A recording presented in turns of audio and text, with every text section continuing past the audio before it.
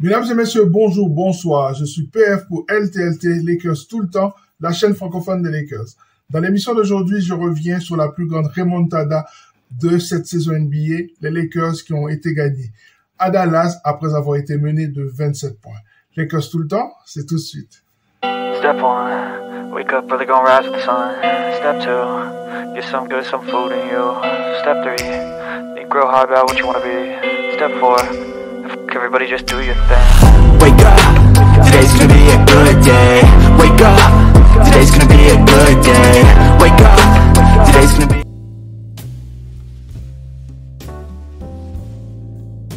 Comment me diriez-vous que les Lakers arrivent à gagner un match en tirant à 17%, 16,7% pendant le match à l'extérieur face à une très bonne équipe de Dallas? Je vous rappelle que cette remontée est la remontée, c'est la première remontée d'une telle gravité, c'est-à-dire à chaque fois sur 139 matchs qui ont été joués où une équipe menait de 27 points, c'est la première fois qu'une équipe arrive à remonter ses 27 points et gagne. En ayant d'autant plus un niveau de réussite à 3 points qui est absolument catastrophique. Ces deux éléments-là, mis ensemble, auraient dû signifier une défaite pour les Los Angeles Lakers. Or, ils ont gagné. Comment ils ont gagné? Ils ont gagné à l'ancienne. Ils ont marqué plus de points dans la raquette. Comme ils ont vu que ça ne marchait pas à l'extérieur, ils ont continué à alimenter les joueurs qui étaient à l'intérieur, c'est-à-dire surtout Anthony Davis et LeBron James, mais aussi Jared Vanderbilt, on va en parler, et aussi Dennis Schroeder.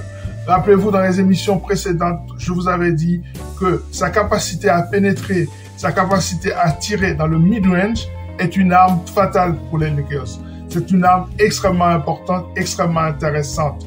Donc, on l'a vu hier. Hier, c'était l'illustration de cela et l'importance de ce joueur pour cette équipe. Plus 17 quand il était sur le terrain. C'est le meilleur net rating du match. Donc ça, c'est très important à signaler. Mais pas seulement. Les Lakers ont marqué 62 points contre 32 dans la raquette. Ils ont gagné la question du rebond de 10 rebonds. 58-48. C'est un élément extrêmement important. Alors, il y a un autre élément. 25 passes décisives de l'équipe pour seulement 10 balles perdues. C'est un ratio extrêmement intéressant. Mais pas seulement. Nous avons des joueurs qui ont été beaucoup plus intéressants que d'habitude. Je pense à Jared Vanderbilt, 15 points, 17 rebonds, 4 interceptions et surtout 8 rebonds offensifs et une défense sur Luka Doncic qui était absolument magnifique. Les interceptions sur Luka Doncic à la fin du match, ce sont des cas d'école qu'il faut enseigner à des joueurs, à des équipes, dans des écoles de basket. Les joueurs qui ont moins de talent, mais qui ont l'abnégation, eh bien, ça peut vous donner un rôle de star dans la NBA, une star dans son rôle, une star dans son activité. Peut-être qu'il n'a pas un tir extérieur, mais il va au rebond, il fait son box-out, il est toujours en mouvement. Il a, en fait, une très bonne lecture du jeu. Jared Vanderbilt, pour moi, ça a été le joueur le plus important hier, même si on ne peut pas négliger l'apport d'Anthony Davis. Car Anthony Davis, c'est 30 points, 15 rebonds, 3 blocs et une activité à l'intérieur de la raquette incessante qui a permis aux Lakers de contrôler ce match. Alors, perspective pour les prochains matchs, il faut absolument que ce duo puisse continuer à se complémenter offensivement aussi. Parce que défensivement, l'un arrive à lire ce que l'autre fait, l'un couvre pour l'autre. C'est vraiment un élément très important pour la pérennité de cette équipe des Lakers qui vise gros dans cette saison.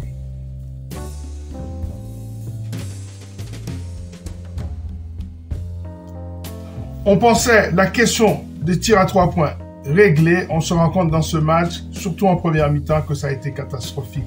Les Lakers ont commencé à 0 sur 12 pendant une période et ils ont terminé à 6 sur 34. Soit 17,6% de réussite à 3 points. Et donc, un pourcentage extrêmement médiocre. Il est fondamental que les joueurs comme Malik Beasley commencent à rentrer leurs tirs. Et surtout, qu'un gars comme Troy Brown Jr.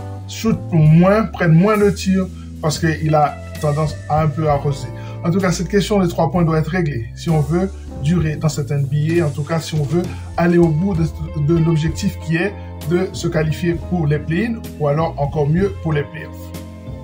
De même, La tendance qu'ont les Lakers à moins bien jouer en première mi-temps et à monter en intensité à un moment de la durée, c'est une méthode qui ne fonctionnera pas. Il est important d'augmenter l'intensité dès qu'on arrive sur le parquet et qu'on soit une équipe prête à jouer dès qu'on monte sur le terrain. Donc, rentrer face à une équipe comme Dallas avec le niveau d'intensité qu'ont montré les Lakers, c'est pas suffisant. Et ces 27 points qu'ils ont remontés face à Dallas, c'est très rare. En tout cas, on voit que c'est 1 sur 139 la probabilité que cette remontada se fasse. Il faut absolument que l'équipe soit beaucoup plus concentrée dès le début.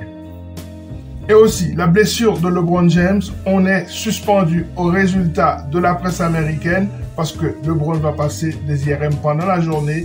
Je doute qu'il joue le prochain match. En tout état de cause, on reste branché pour savoir qu'est-ce qui est arrivé et quelle est la gravité de cette blessure. En tout cas, il y a un moment de flottement, il y a un moment d'inquiétude pour les Lakers aujourd'hui.